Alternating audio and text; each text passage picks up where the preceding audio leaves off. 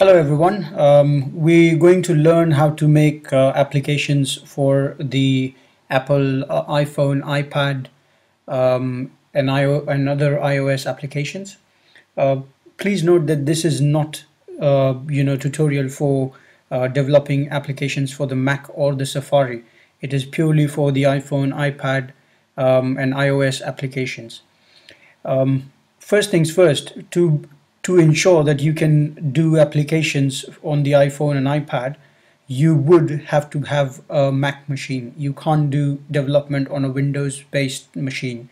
So you would need to have an Intel-based Mac machine. It can be a Mac laptop, it can be a Mac desktop, or you can also buy a Mac Mini and connect it with peripheral USB keyboard, mouse, etc. Once you've organized yourself with Apple machine, you would then need to do the first step of starting the applications, starting to build the applications, which is basically to download the Xcode. Now to do that, I apologize, I don't use Safari too much, so I'm going to show you on Chrome. That's much easier for me. So we can use either, but let's use Chrome. I'm more comfortable with that.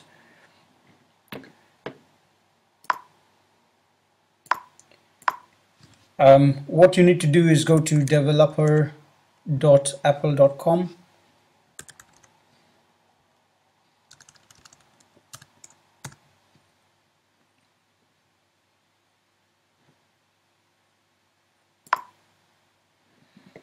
And then if you see, it says iOS Development Center. Now this is where you would find all the tutorials, help, guidelines, etc. for developing applications for iPhone or iPad and other iOS devices that Apple may come up with in future. What we need to do is, first you would need to get registered yourself as a developer. So if you already have a developer ID, you can straight away click on login and download the SDK and the Xcode. Otherwise, you would need to click on register, and then you would need to basically get started. Fill in your details. You need to create an Apple ID, continue. Fill in your details over here, and once you've done that, you would be approved as a developer for the iOS. Now we're going to go back slightly, and we can log in. Once we have the ID, we can log in. So I'm going to use my details for now.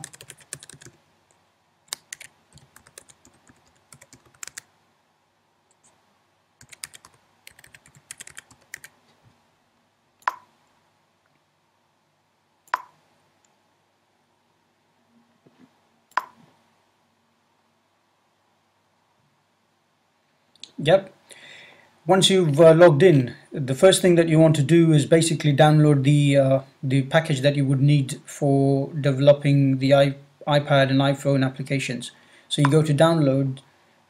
You would see that the downloads available for you are written down. There's a list of downloads. So I would recommend you download the one that is free. Again, please remember, when you register for being a developer, you would be asked to opt for a $99 a month, sorry, $99 a year package. Now that's something that we would do at a later stage, but at this point of time, I don't recommend you to opt for that license. We can download the Xcode 3.2.6 iOS SDK 4.3. If you want to download the README file, you can do that as well. But yeah, we're going to go with the free registration initially, and then once we've done our first applications, we would basically buy the license for the developer, which I think will cost you $99 a year. Again, depending on which country you are, the prices may vary, but as far as I know, it's $99 a year. So again, now when you click on Xcode 3.2.6 and iOS SDK 4.3, it would basically ask you to download a file, which would be a DMG file. since I already have downloaded the applications, I'm not going to go do that again. But depending on your internet speed, it can take hours to download that application. You need to ensure that when the download is on, you turn your power preferences to never, because if you leave the computer unattended for a while, it would basically shut down itself or maybe go to sleep. So you need to turn that preferences off. Again, if the computer is attended, then you can monitor the download, but it took me about 6 hours to download the SDK. It was around 2.5 GB. So yeah, this is the first step. Once you've downloaded the Xcode and the SDK and installed it, they would look like this. So Xcode, panel, dashcode, and instruments. Most probably, once you've downloaded them, they would appear on your developer folder.